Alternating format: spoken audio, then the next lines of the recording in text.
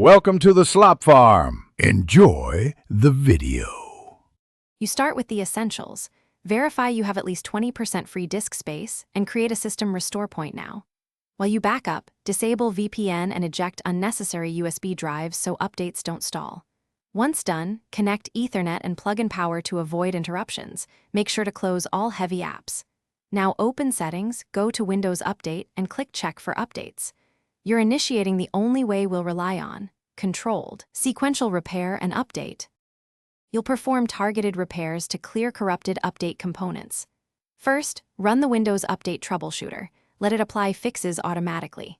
Next, open an elevated command prompt and stop WUSERV, bits, crypts, then rename software distribution and catroot2 so Windows rebuilds them. Once done, run dism/online/cleanupimage/restore health to repair the component store, and follow with sfc/scano to fix system files. After these steps, restart your PC and return to Settings to attempt the update again. You finish by retrying Windows Update. Install updates and reboot twice to let configuration complete.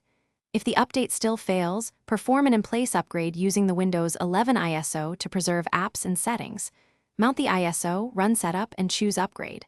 Make sure to monitor for error codes.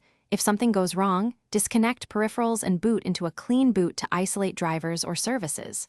One key tip: error codes guide the fix. Note them, then search specific steps or repeat the repair sequence. Thanks for watching. Consider subscribing if we helped you today.